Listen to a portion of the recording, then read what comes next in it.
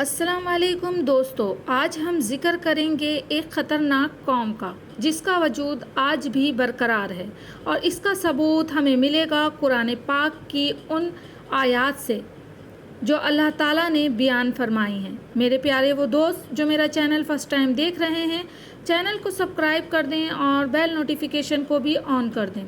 Quran waza तौर पर गवाही देता है कि ये दो वहशी खूनखार कबीलों के नाम थे। वो लोग अपने इर्द गिर्द रहने वालों पर बहुत ज़्यादतियाँ और जुल्म करते थे।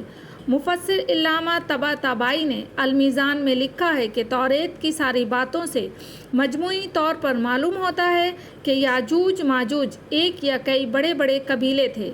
ये शुमाली एशिया के दूर दराज इलाके में रहते थे। ये जंगजू, गारतगर और डाकू किस्म के लोग थे। कुरान मजीद में अल्लाह ताला का फरमान है, तर्जुमा, यहाँ तक कि दो दीवारों के दरमियान में पहुँचा तो देखा कि इनके इस तरफ कुछ लोग हैं कि बात को समझने नहीं सकते। इन लोगों ने कहा, ज़ुल्क़ुरनैन, याजूज और माजूज ज़मीन में फ़साद करते रहते हैं, भला हम आपके लिए ख़र्च का इंतज़ाम कर दें कि आप हमारे और इनके दरमियान में एक दीवार खींच दें। ज़ुल्क़ुरनैन ने कहा कि ख़र्च का जो मुक़द्दर खुदा ने मुझे बख्शा है वो बहुत अच्छा है। तुम मुझे कुव्वत बाजू से मदद दो, मैं तुम्हारे और इनके दरमियान में एक मजबूत ओट बना दूंगा, यानी कि दीवार बना दूंगा। तो तुम लोहे की बड़े बड़े तख्ते लाओ। चुनांचा काम जारी कर दिया गया, यहाँ तक कि जब इसने दोनों पहाड़ों के दरमियान में का हिस्सा बराबर कर दिया और कहा कि अब इसे धून को यानी आग जलाओ, यहाँ तक कि जब इसको धूम धूम कर आग कर दिया गया, कहा कि अब मेरे पास तांबा लाओ, इस पर पिघला कर डाल दूं।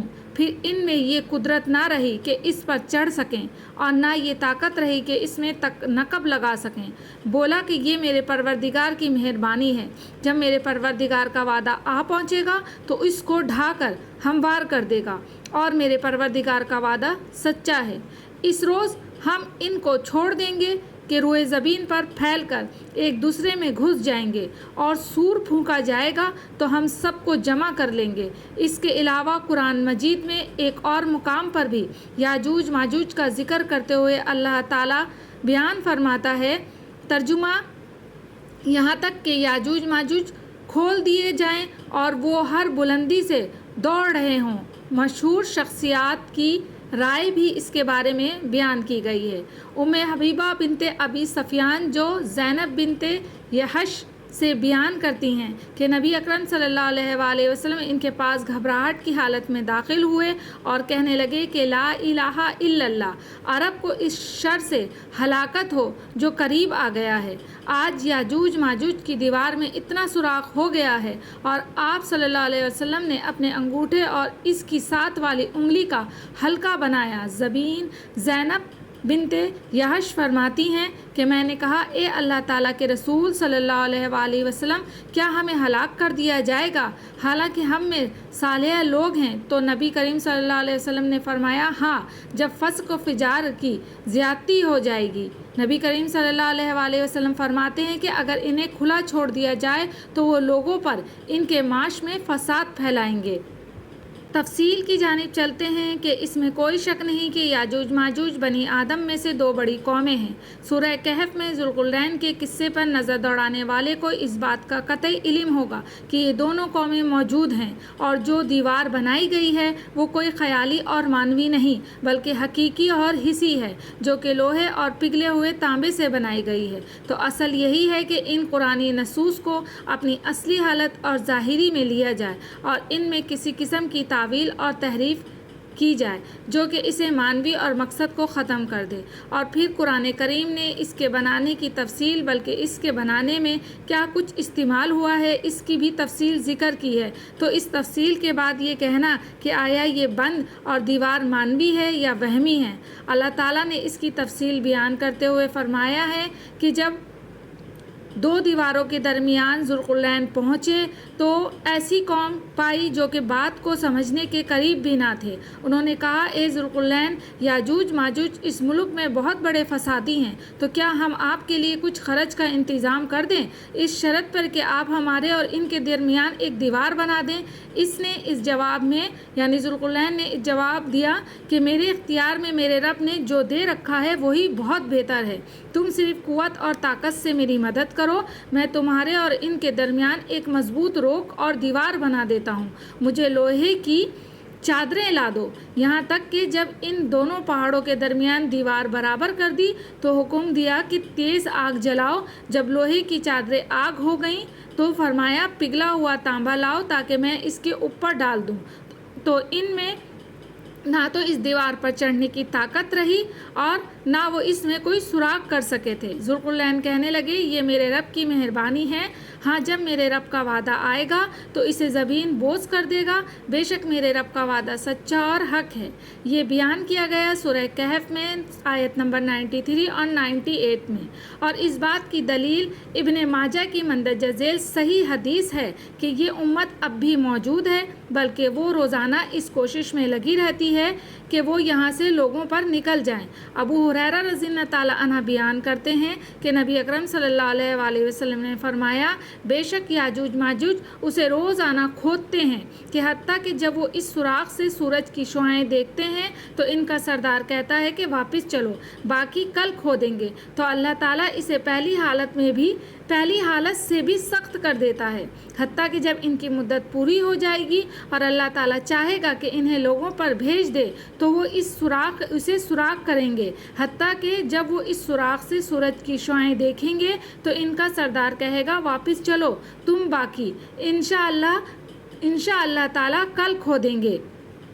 तो जब वो वापस आएंगे तो इसी हालत में होगी जहां वो छोड़ गए थे, तो वो इसमें सुराख करके लोगों पर निकल आएंगे तो वो सारे पानी को जब्स और खुशक कर जाएंगे। यानी दुनिया की ज़मीन के ऊपर जितना भी पानी है वो सारे का पानी मिनटों में खुशक कर जाएंगे और लोग इनसे बचने के लिए अपने किलों में किलाबंद हो जाएंगे। तो वो अपने तीर आसमान की तरफ चलाएंगे तो वो तीर खून आलूद होकर इन पर वापस आएंगे। जो मुझे याद है यानी इनके तीर खून आलूद होंगे और ये इनके लिए फितना होगा। तो वो ये कहना शुरू करेंगे कि हम ज़मीन वालों पर गालिब आ गए और आसमान वालों पर भी गलबा कर लिया। तो अल्लाह ताला इनकी गुद्दी में एक कीड़ा पैदा फरमाएगा तो इससे इन्हें कत्ल कर देगा। रसूलुल्लाह सल्लल्लाहु अलैहि वसल्लम ने फरमाया, इस ज़ात की कसम जिसके हाथ में मेरी जान है, बेशक ज़मीन के जानवर मोटे और इनके जिस्म भर जाएंगे, यानी चर्बी से भर जाएंगे और गोश्त से भर जाएंगे।